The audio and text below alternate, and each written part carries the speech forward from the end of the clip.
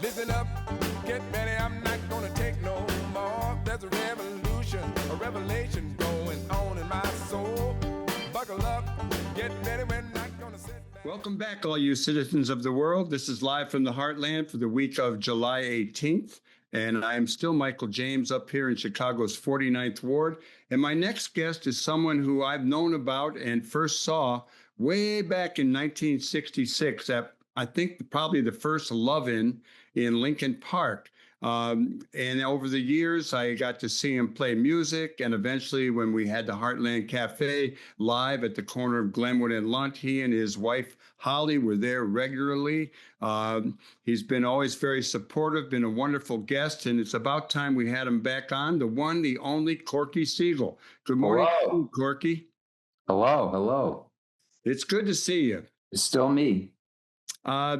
One of the things you're doing these days is Jingles for Democracy. You want to give us a little bit on that before I delve into questions around our long history here in Chicago? Sure. Well, it's a multi-level project. The first level is that it uses the attraction of music and art. It's in the form of short little videos. I don't know if you remember Cows on Parade that was brought to Chicago, where there were all these cows, and every artist put their own style on the cow by painting it, and then they put it along the streets of Chicago. Yeah. It was really incredible. So that's what Jingles Democracy is artistically. It's the different artists' perspectives and styles on the theme of democracy. The next level is the word itself, democracy, which is really American nostalgia. It conjures up truth, justice, and the American way, and all kinds of things like that. And though a lot of people may argue about it, when I've had people coming on Facebook with me and saying, well, it's a republic, well, it's this and this, everyone wants their voice heard. They wouldn't be on Facebook if they didn't want their voice heard. So it's really a common ground. So it's going to reach a really wide swath of people. So, it's a nonpartisan message, and everyone wants a voice. So that's really the basic entity of it. It takes you to a website that's a Jingles for Democracy landing page, jinglesfordemocracy.com, and it explains everything about the project. So the idea is that it's bringing this joy and beauty to this discourse. It sidesteps the vitriol and all the arguing, and it just says democracy, support democracy, protect democracy. It's our voice. But it goes further. It has a bite.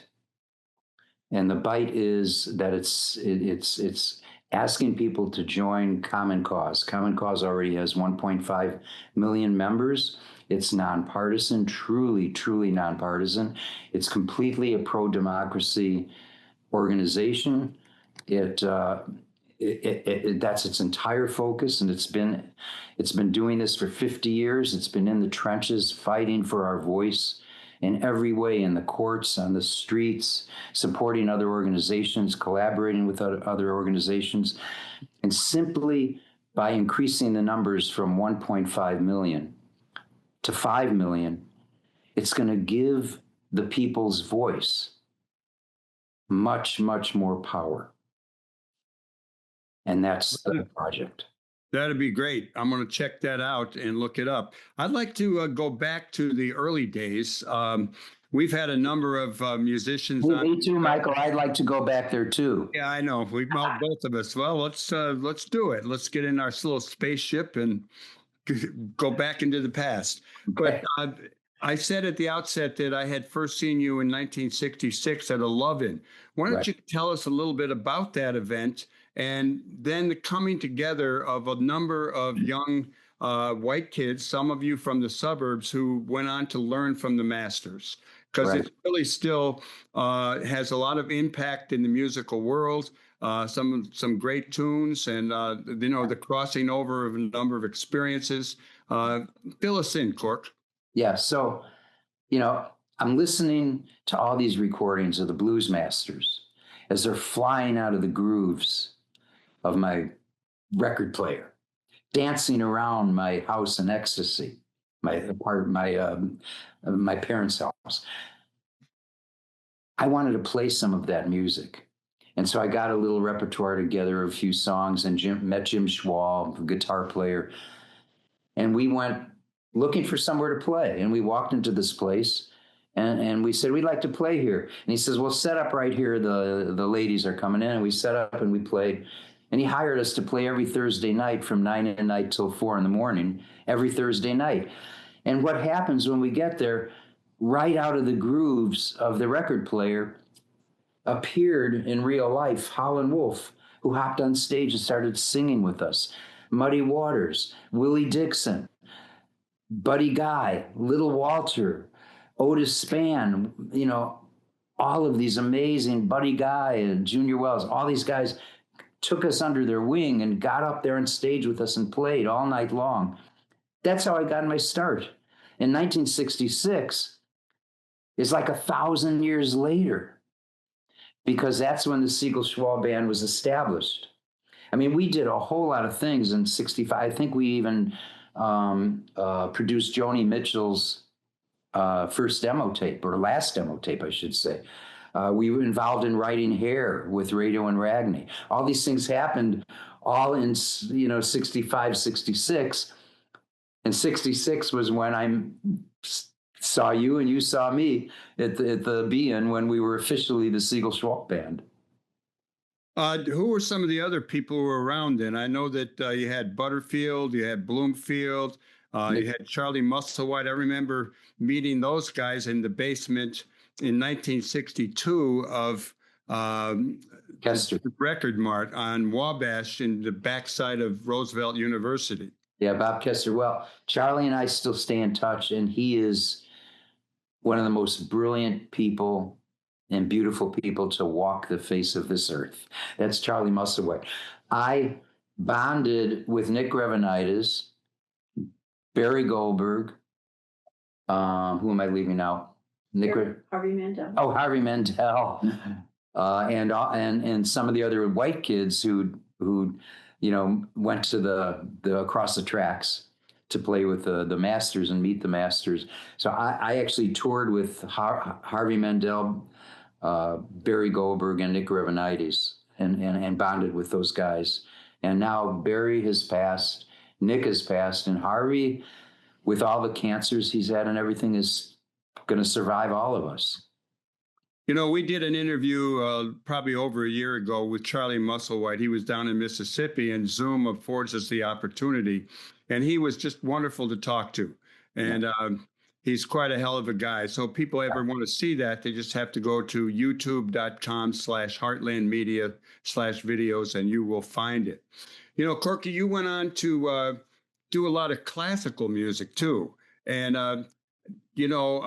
talk a little bit about... I think it was the classical conductor Osawa who invited you. Fill us in on that whole thing and where that led, because you were doing playing with your blues, the harmonica, the piano, with these classical bands out in San Francisco and beyond. Yeah, quite a deal. It was right out of Pepper's Show Lounge, where our first experience with the Blues Masters. We moved to the North Side and filled in, took Paul Butterfield's spot because Paul Butterfield went on the road. So we auditioned and we actually got the gig. And this one guy kept coming in night after night. This is 1966. This is 65, now 66. And this fellow walks up to me and he says, I'd like your band to jam with my band. And I'm going, who is this guy and what's his band? And that was the Chicago Symphony, and he was Seiji Ozawa. And so that's when the whole blues classical, he wanted to bring blues to classical music. I've been doing that since 1966. That's what I've been doing since 1966. So, yeah. Oh, that's great. New York Philharmonic, Chicago Symphony, Boston Symphony, NHK in Japan, Philadelphia Philharmonic, Kennedy, the National Symphony at Kennedy Center, all the major symphony orchestras. I played with all of them, and I'm still playing with them. And do you have a band, or you just, when you're playing a gig someplace in Michigan or Wisconsin or wherever or anywhere, do you link up with people you've known from before, or how does that work? Well, I do a lot of solo shows, and then I've been doing a lot of duets. I've done a lot of duets with Howard Levy, a lot of duets with Ernie Watts, the iconic saxophone player that everyone has heard, whether they know it or not. And a lot of duets with Randy Sabine. And then I'll work with my chamber blues ensemble. And then I'll play with symphony orchestras. I don't have a symphony orchestra. So I go and play with the symphony orchestra. So I do all that. And there you go. How about giving us a little on your friendship with Sam Lay? Because I remember you were a regular customer at the Heartland Cafe, and sometimes Sam would be there too. We had you both on the radio. He was just a really wonderful guy. Talk a little bit about him and your friendship. Yeah. Well, first of all, Sam Lay was, let me put it this way, some prominent drummers that are considered the best in the world say, you want to learn how to play the drums, you want to know about music, you got to learn what Sam Lay is doing. Bob Dylan knew about Sam. Sam played on Bob's Highway 61 record. So prominent people knew that this guy Sam was playing the drums like nobody else played them. So that's one thing. And it's really true. It's really subtle, and it's really amazing. Also, Sam, I miss him so much. My wife and I miss him so much. He was Mr. Laughter. He was laughing all the time. He entertained us day and night, constantly. On the road you're on the road, you get a little bored. No, Sam was entertaining every minute. And every time he told a joke, he couldn't get to the punchline because he was laughing so hard. That's Sam Lay. Corky, who do you listen to these days? I mean, for your own pleasure, and do you listen to any new music and I'm not sure what's out there. I used to be pushing my son's band, Twin Peaks. They're going to get together sometime next year for a reunion. But who's out there that you're listening to? Well, unfortunately, I have so much music pouring out of my ears, left and right, in and out. Michael, I just, someone hands me a CD. I go, what makes you think I want to listen to music? By the way, this album just came out. I'm going to show you. I know your radio people can't see it. But we're also on video too. Oh, you are? Okay. So this is Dr. L. Subramaniam, who I toured with. And he released this album called Beyond Borders. And I am so incredibly honored to be on this album. Here's who's listed on the album. Stefan Grappelli, Kavita Krishnamurti, the famous Bollywood singer. George Duke, Stanley Clark, Billy Cobham, Jean-Luc Ponty, Ernie Watts, Herbie Hancock, Larry Coryell, Hubert Laws, Corky Siegel, and Bindu Subramaniam. And I've played a bunch, on a lot of Subramaniam concerts with Larry Coryell and a bunch with Ernie, and of course I do stuff. But isn't that an incredible? It just came out. Beyond Borders. Beyond Borders by Dr. L. Subramaniam. That's perfect title for these days. Yeah, and I've toured with Dr. L. Subramaniam a lot, and I recorded the piece that's on that record in 1999 in Bangalore, India. I've never been there. With all the water buffaloes walking around. You got a lot of energy, and I always like to ask people who are up in their ages, what do you do to keep your health together? What kind of regimen, yoga, meditation, the food you eat? I know you used to eat a lot of Heartland food. So that's a good thing. But tell us a little bit about your own personal regimen and how that plays into your music. Well, first of all, since I stopped eating at the Heartland because you guys left me, I've been getting old. That's what happens. The Heartland was keeping me young. And the Heartland stopped. and now I'm old. That was my answer to your question. But I've been studying yoga and meditation for 50 years. But I try and listen to my body. It's been following me around my whole life, doing anything I wanted to do. So now it's starting to complain a little bit. And so I've always listened to my body, but I'm listening really strong now. And I think that's the key. Yeah, your body will tell you. I'm telling you, I'm dealing with, I got a daughter getting married in 2 days. I got pain in my lower back. I just, She's a pain in the back? I got a pain in the back, and I got to walk my daughter down the aisle. Let me ask you, you play out a lot, and that's inspirational to me that you got that energy and you're doing it. You're going to be at the Woodstock Folk Festival on Sunday, the 20th, which this show goes up on Friday morning, so some people will hear it beforehand. Tell us who's going to be there with you and anything you want to share about that event in Woodstock, way out there in the hinterland of Illinois. Okay, well, first of all, it's Tom Rush. He's being honored with a Lifetime Achievement Award, though when I received my Lifetime Achievement Award, I gave my acceptance speech, I was very reluctant to accept it because I thought it was quite premature. So I'm wondering if Tom Rush will have the same feeling. So it's Tom Rush, it's Ann Hills, Joy Clark, all the way, it's performers coming all the way from noon on the main stage till 5 p.m., which is Tom Rush's set. So it's quite, and again, there's also other things going on. There's the Woody Guthrie Award, the Ella Jenkins Children area. It's a great festival, and a really dear friend of mine, Carol, actually has founded and runs the festival all herself with her friends. So that's Sunday, the 20th, out in Woodstock, Illinois. I've only been there for motorcycle events, but I'm sure this one's going to be really great. And it's free. I wanted to, it's free too. That's good to know.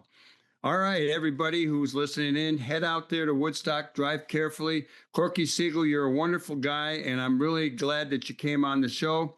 I'm going to listen to your that album you were talking about, Beyond Borders, or tell me the name and the guy again. Yeah, Dr. L. Subramaniam, Beyond Borders. But don't forget to listen to my symphonic piece. All my music is on my website, and it's free. And I'm loading even more up, but I'm giving my music away. The music industry, did such a good job of giving my music almost away. I figured I could do better than that. I could just give it away. And you could buy CDs and stuff like that, but you could listen to the Symphonic Blues album and all the albums for free. And what's your email? You mean my website? That's what I meant. It's corkymusic.com. corkymusic.com. That's the symphony album. Right on, brother. Thanks so much.